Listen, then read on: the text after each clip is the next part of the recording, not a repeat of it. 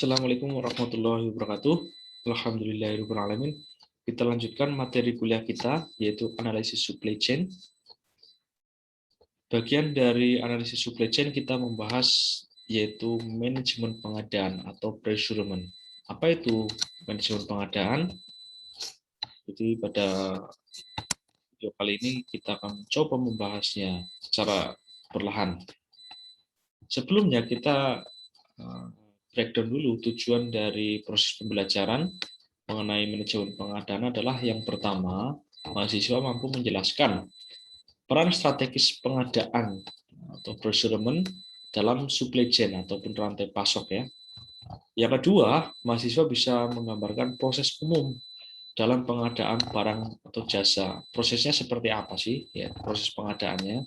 Yang ketiga adalah mahasiswa bisa menjelaskan ruang lingkup tugas bagian pengadaan. Nah, ini bagian pengadaan itu mereka kerjanya ngapain aja dalam perusahaan. Kemudian yang keempat, mahasiswa bisa menyebutkan sejumlah kriteria dalam pemilihan supplier. Nah, ini misalkan perusahaan membutuhkan barang baku, bagian pengadaan melakukan suatu proses pembelian dan pemilihan supplier. Ada kriteria yang harus diambil dan kriteria tersebut tentunya sudah melalui proses pemikiran yang matang sesuai dengan jenis perusahaan yang mereka geluti. Yang kelima adalah mahasiswa bisa menggunakan sejumlah model untuk menilai kinerja dari supplier mereka.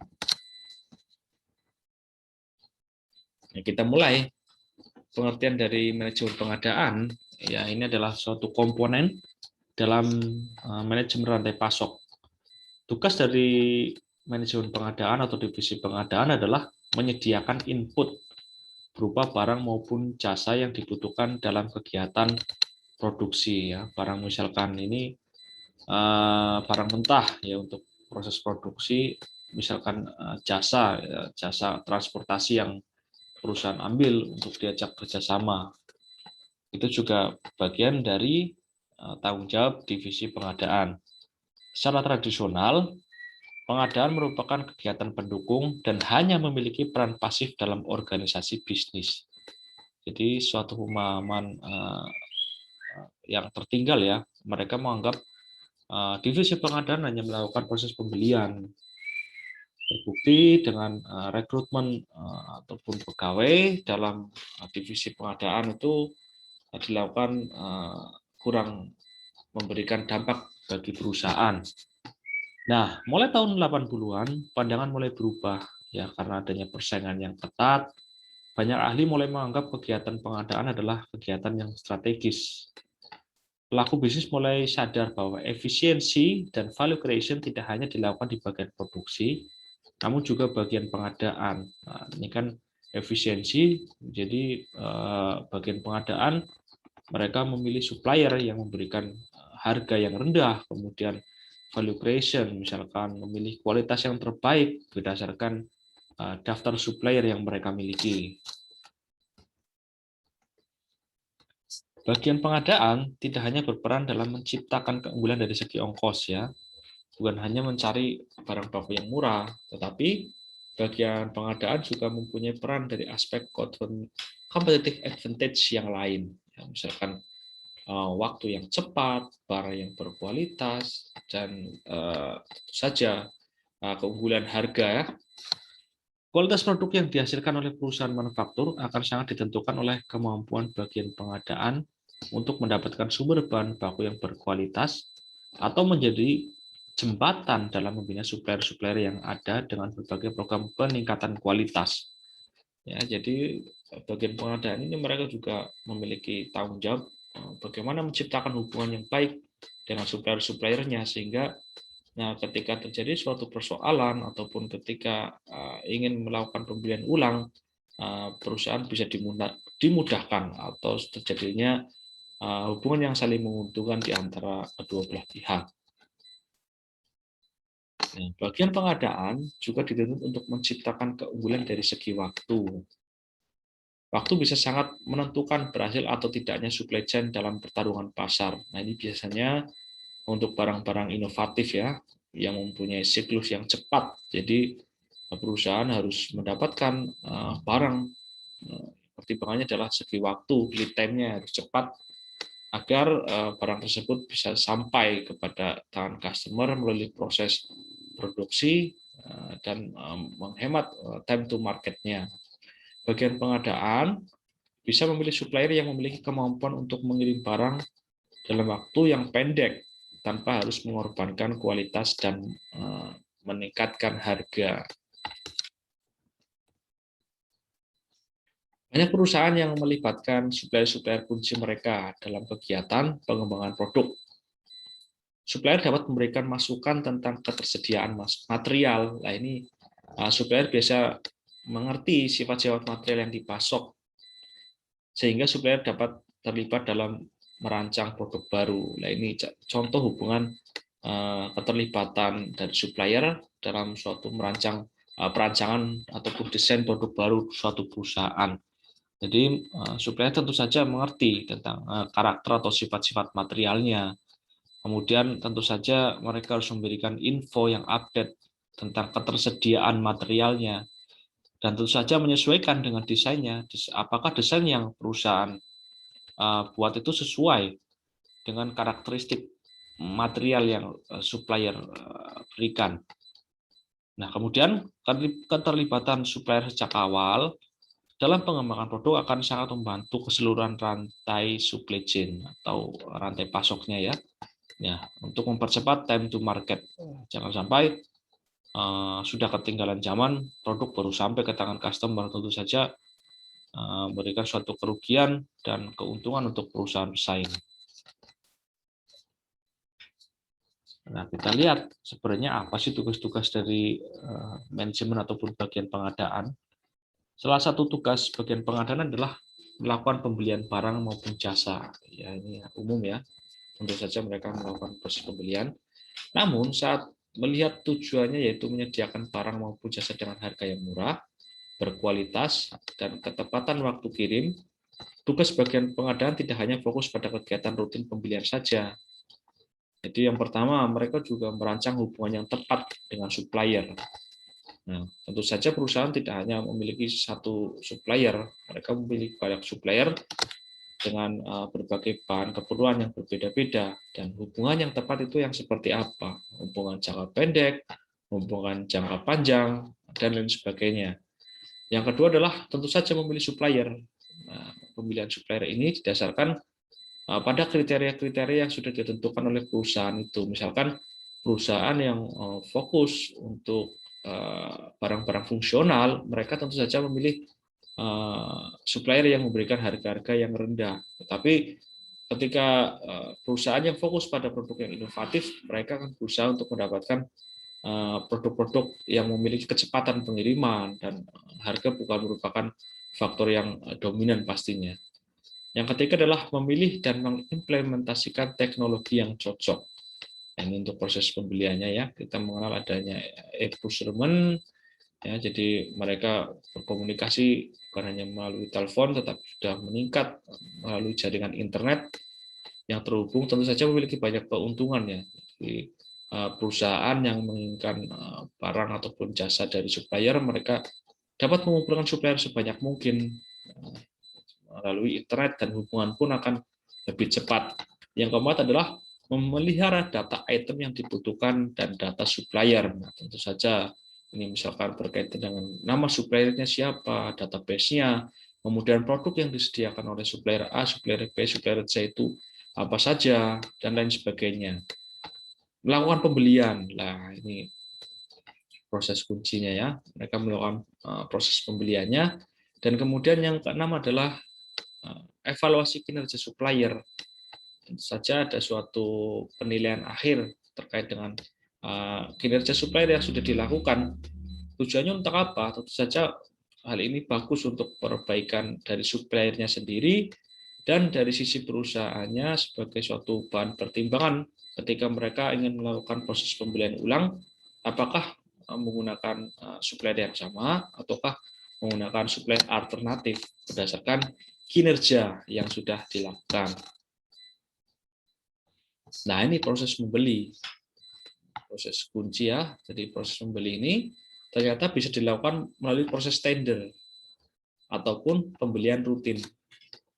Pembelian rutin biasanya berlaku untuk item-item yang suppliernya sudah jelas karena ada kesepakatan jangka panjang. Sedangkan proses tender dan lelang dilakukan untuk item-item yang suppliernya masih harus dipilih. Misalkan ini untuk proyek-proyek pemerintah ataupun produk-produk yang mereka belum menentukan apakah pertimbangan-pertimbangan yang perusahaan punyai sesuai atau bisa disediakan oleh suppliernya. Nah, yang pertama adalah pembelian rutin. Item yang seperti ini relatif standar, ya, sehingga pembelian tidak lagi melibatkan perancangan spesifikasi. Prosesnya adalah yang pertama, ini dimulai ketika bagian yang membutuhkan pengiriman membutuhkan mengirimkan permintaan pembelian ke bagian pengadaan, misalkan bagian produksi, mereka melakukan permintaan ke bagian pengadaan. Kemudian dokumennya adalah berupa PR atau Purchase Requisition atau Material Requisition atau MR. Nah, yang kedua, bagian pengadaan akan mengevaluasi permintaan dari misalkan bagian produksi. Untuk selanjutnya, mereka akan mengubahnya menjadi PO atau purchase order. Begitu supplier sepakat untuk memenuhi purchase order, bagian pengadaan harus secara proaktif memonitor perkembangan pengirimannya. Udah sampai mana sih barang yang mereka pesan agar tidak terjadi keterlambatan. Pada saat pesanan datang, bagian gudang berkewajiban untuk mengecek item yang dikirim. Ini biasanya kalau misalkan dilakukan oleh divisi quality juga melalui prosedur yang ada. Namun ketika suppliernya sudah terpercaya atau sudah terbina hubungan yang panjang, bagian pengecekan ini bisa dihilangkan, ya. Yang kelima, bagian akuntansi kemudian menyelesaikan pembayaran sesuai dengan term pembayaran yang berlaku. Nah, ini term pembayarannya seperti apa? Misalkan untuk produk-produk yang mempunyai harga yang mahal, apakah dilakukan oleh term pembayaran sekian bulan, sekian minggu, atau sesuai dengan kesepakatan sebelumnya. Nah, yang selanjutnya adalah pembelian dengan proses tender ataupun lelang. Pembelian secara tender dilakukan karena beberapa hal, ya. Yang pertama adanya aturan yang mengharuskan pembelian dilakukan dengan proses tender karena aturannya itu sendiri. Yang kedua adalah barang atau jasa yang akan dibeli bukan merupakan barang atau jasa yang standar. Sehingga perusahaan belum memiliki supplier tetap, barang atau jasa tersebut memiliki spesifikasi teknis yang cukup kompleks dan tidak akan dibeli berulang-ulang. Mesin-mesin mahal biasanya, ya. Bukan melakukan pembelian rutin. Nah, tender memiliki perbedaan dengan lelang. Tender tidak ada kesempatan bagi para supplier atau peserta tendernya itu untuk merevisi harga yang telah ditawarkan. Harga penawaran biasanya bersifat rahasia dan tidak diperlihatkan ke peserta yang lain. Biasanya mereka mengajukan menggunakan proposal ke perusahaan pembeli, ya, dengan harga yang mereka sudah berikan. Berbeda dengan lelang, jadi lelang ini peserta diundang untuk datang, baik fisik ataupun internet, untuk mengikuti proses. Peserta bisa melihat harga yang ditawarkan oleh peserta yang lain dan bisa merevisi, menurunkan harga sampai pada batas waktu lelang yang ditetapkan. Nah, ini ada perbedaan dengan proses lelang pada biasanya, ya. Ketika biasanya orang berusaha menawar produk ataupun membeli dengan produk setinggi mungkin, kemudian penjual melepaskannya pada pembeli dengan penawaran tertinggi. Tapi untuk proses lelang pada tender ini berbeda, yaitu berkebalikan. Siapa supplier yang mampu memberikan harga terendah yang kemudian nantinya akan dipilih oleh pembeli. Pembelian dengan tender, ya, dilakukan dengan beberapa hal, ya. Pertama, aturan yang ada mengharuskan pembelian yang ada dilakukan dengan proses tender. Oh, ini sudah ini, ya. Slide yang sebelumnya. Kemudian kita lanjut pada hubungan, ya, hubungan antara perusahaan dengan pemasok. Ya, tingkat hubungan yang seperti apa yang akan dibina oleh perusahaan dengan suppliernya itu tentu saja tidak semuanya sama ya, karena beberapa faktor. Salah satu tugas penting adalah bagian pengadaan menciptakan hubungan yang proporsional, ya, sesuai artinya ya dengan pemasok. Misalkan pemasok dengan harga yang dengan bahan yang cukup penting bagi perusahaan tentu berbeda dengan perusahaan memiliki hubungan dengan pemasok yang harganya dengan produk yang mudah untuk dijumpai. Nah, faktor pertimbangannya apa? Yang pertama adalah dari tingkat kepentingan strategisnya. Apa saja?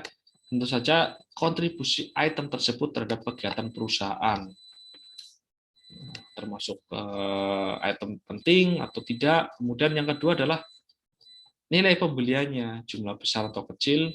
Yang ketiga dari resiko ketidaktersediaan item yang bersangkutan. Nah, yang kemudian dari tingkat kesulitan mengelola pembelian item tersebut, kompleksitas dan keunikan item, kemudian kemampuan pemasok dalam memenuhi permintaan, dan pasti ketidakpastiannya ya, ketersediaan, kualitas, harga, waktu pengiriman. Yang selanjutnya adalah proses monitoring supplier dan proses evaluasinya seperti apa. Supplier evaluation atau evaluasi supplier. Ya. Proses pemilihan supplier dari jumlah supplier potensial dengan mempertimbangkan berbagai kriteria untuk meningkatkan kualitas produk akhir. Itu sudah saya singgung sebelumnya. Untuk memilih supplier tentu saja perusahaan sudah memiliki kriteria-kriterianya. Dari segi harga, kemudian dari segi kualitas, dari segi waktu, dan lain sebagainya. Kemudian kita lihat ya. Sumber informasi. Ya, ini untuk mendapatkan informasi supplier bisa menggunakan bisa dilihat dari website suppliernya, kemudian dari katalog Yellow Pages, kemudian dinas perdagangan, pameran dagang, kemudian juga ada dari personel perusahaannya. Nah, ini menurut Ray Carter ada 10 kriteria untuk memilih supplier. Yang pertama adalah dari kompetensinya terutama ya, kemudian kapasitinya, konsistensi, kemudian control of prosesnya, harga pasti ya, kemudian komitmennya terhadap kualitas, dan dari segi finance-nya, kemudian dari clean atau bagaimana perusahaan menjalankan organisasinya, culture dan hubungannya, kemudian dari sisi komunikasi tentu penting ya. Ini 10 kriteria menurut Ray Carter untuk memilih supplier. Nah, selain itu juga ada kriteria lain yang dikemukakan oleh Dixon. Berdasarkan penelitiannya itu, Dixon mengemukakan bahwa kualitas merupakan kriteria utama untuk memilih supplier ya. Bahan pertimbangan utamanya adalah kualitas. Ini skornya, bobotnya ya 3,5. Dari penelitian yang Dixon lakukan. Kemudian dari delivery-nya mendapati peringkat kedua, dan ternyata Pres ini hanya mendapatkan peringkat ketiga sebagai bahan pertimbangannya.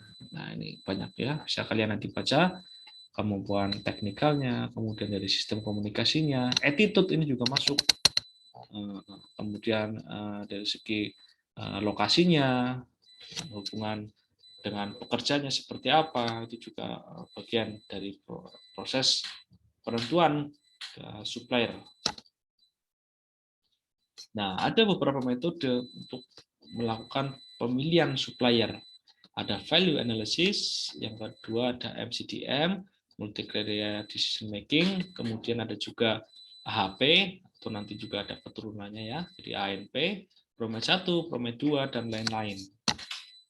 Ini juga bisa jadi bahan ini ya, kalian membuat karya tulis, tugas akhir, ataupun kerja praktek, juga dikembangkan ini. Proses metode pemilihan supplier di PT X menggunakan metode misalkan AHP, ANP, atau value analysis, dan lain sebagainya. Nah, kita akan membahas satu saja pada video ini. Jadi, value analysis model. Nah, langkahnya seperti apa? Yang pertama adalah mengidentifikasi kriteria pemilihannya. Ya, kriterianya apa saja? Kemudian memberikan bobot kriteria, beri nilai masing-masing supplier berdasarkan pada kriteria, hitung nilai akhir dan pilih kriteria dengan nilai yang tertinggi. Nah, ini contohnya. Ini kriterianya yang dievaluasi dari keadaan umum pemasok, keadaan pelayanan, keadaan materialnya, kemudian dari keadaan umum pemasok, misalkan dari sisi kondisi finansialnya, operasionalnya, lokasi geografisnya, kemudian dibobotkan dari misalkan skala Likert ya, sangat baik, baik, cukup, kurang, sangat kurang. Nah, ini diberi penilaian, kemudian dikalikan dengan bobot. Nah, ini bobot, nilai bobot dapat ditentukan berdasarkan kebijaksanaan manajemen pembelian. Tentu saja berbeda-beda. Nah, yang kemudian selanjutnya adalah vendor performance assessment. Ya, jadi suatu penilaian ya terhadap vendor ataupun supplier yang mereka ajak untuk bekerja sama. Penilaian kinerja penyedia barang atau jasa perlu dilakukan. Ya, ini perlu dilakukan untuk menjamin bahwa hanya vendor yang berkualitaslah yang bisa ikut dalam penyediaan barang atau jasa. Yang kedua dilakukan dengan memberi penghargaan dan sanksi. Caranya ini ya, ada penghargaan dan ada sanksi. Penghargaan adalah apresiasi kepada penyedia barang atau jasa sesuai prestasi yang dilakukan. Nah, yang keempat adalah sanksi, pemberian tindakan kepada penyedia barang atau jasa atas pelanggaran yang sudah mereka lakukan. Nah, ini salah satu contoh penilaiannya ya. Pelanggaran dan sanksi dihitung dalam bentuk poin penghargaan dan poin pelanggaran akumulatif. Ini contohnya hijau ini positif ya sampai pada -30, kemudian mendapatkan warna kuning ketika nilai minusnya adalah 31 sampai -60, merah ini 61 sampai 120, dan hitam ya dikurang dari ya lebih besar ya minusnya berarti atau sama dengan minus 121 poin. Ini contoh penilaian penghargaannya, misalkan mereka mendaftar dalam kegiatan pengadaan dan lulus prakualifikasi. Nah, ini mereka mendapatkan poin +1. Nah, yang kedua, mereka mengajukan penawaran secara lengkap dan lulus seleksi administrasi. Ya, vendor ataupun supplier juga mendapatkan nilai 1. Kemudian ketika mereka ditunjuk sebagai pemenang, mereka akan mendapatkan nilai 5. Dan spesifikasi ataupun waktu pengiriman sesuai dengan persyaratan mendapatkan juga poin 5. Dan mereka mengimplementasikan manajemen keamanan sesuai dengan ketentuan, nih mendapatkan nilai tinggi ya 10 poin. Nah, kemudian nilai penghargaan juga ada nilai pelanggaran atau minus ya, nilai minus ini ketika terjadi suatu kesalahan dan menjadi kredit ya bagi supplier untuk memilih apakah vendor tersebut tepat untuk diajak kerjasama. Mendaftar sebagai peserta dan mengambil dokumen tetapi tidak mengajukan penawaran, mereka mendapatkan track record -5. Kemudian tidak hadir dalam memberikan tanggapan secara tertulis pada waktu klarifikasi administrasi teknis tanpa penjelasan, ini -10. Kemudian terlambat menyampaikan dokumen penawaran setelah proses negosiasi, ya, -10. Ini adalah contoh-contoh pada saat proses pembelian ya. Jadi proses pemilihan supplier, misalkan saya sudah jelaskan tadi, melalui proses lelang ataupun ya pembelian langsung, ini jadi poin-poinnya. Kemudian terlambat menandatangani kontrak tanpa alasan yang dapat diterima.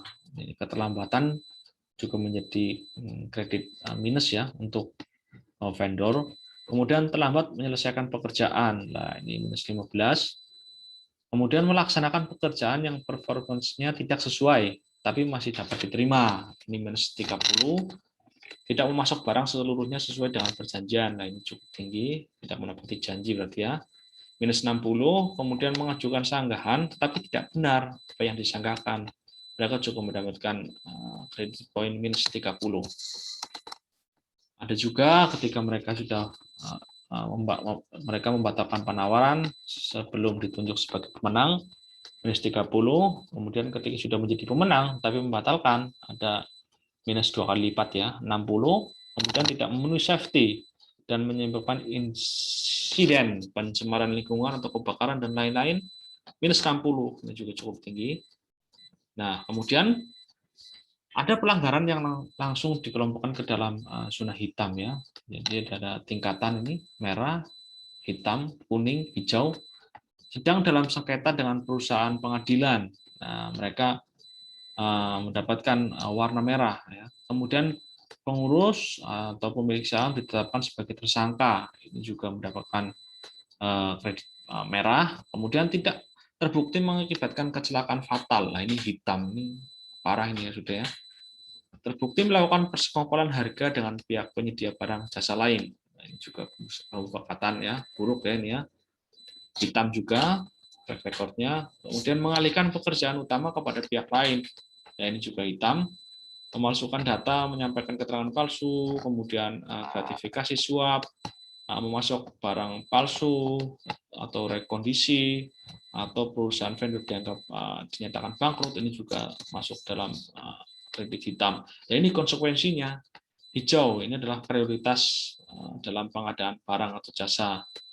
Kemudian kuning tetap diperbolehkan, tetapi tidak menjadi prioritas, misalkan jadi cadangan ya. Kemudian merah tidak boleh mengikuti kegiatan pengadaan selama kurun waktu 1 tahun sejak sanksi dimasukkan ke dalam sistem. Nah, yang keempat ini sudah fatal ya, harus dikeluarkan selamanya dari daftar penyedia barang jasa.